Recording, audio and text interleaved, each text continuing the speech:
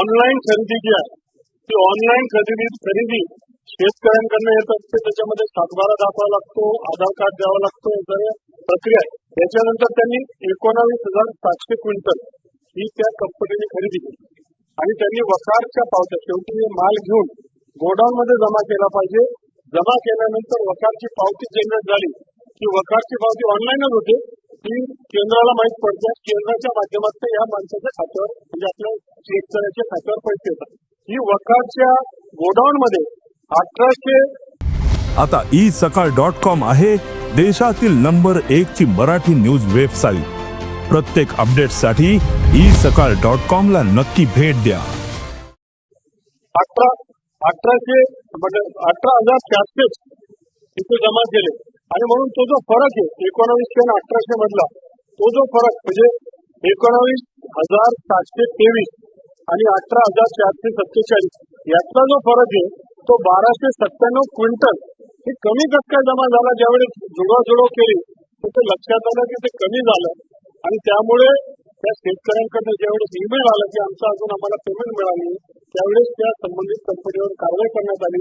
त्यांचे जे इतर पेमेंट आहे ते पेमेंट रोखण्यात आले आणि त्या पेमेंटला आता कसं देतात परंतु ते कोर्टात गेले.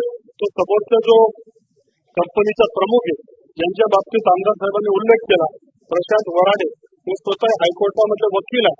त्यांना नंतर मग अटक करण्याचा प्रयत्न केला. त्यांना त्याच्या माध्यमातून जामीन मिळाली आणि आता आपण सहकारी न्यायालयामध्ये तो कोर्ट ते दाखल करून त्यांच्यावर कारवाई पण करतोय. मी आमच्या डीएमओलाही बोलवलंय या संदर्भात की असं कसं होतंय आणि मग याच्यावर सखोल चौकशी करून आपल्याला ती माहिती घेऊन पुढच्या काळामध्ये याच्या माध्यमातून मार्ग काढण्याचा प्रयत्न करू.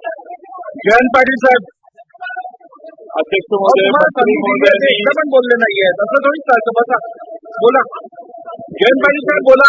अध्यक्ष महोदय मंत्री महोदयांनी त्यांच्या उत्तरात सांगितलं की ते वराडे आहेत त्यांना अटक करायचा प्रयत्न केला. सरकार प्रयत्न करतं आणि त्यांना जामीन मिळाला याचा अर्थ सगळं सेटिंग आहे आणि त्याला जामीन मिळालेला आहे.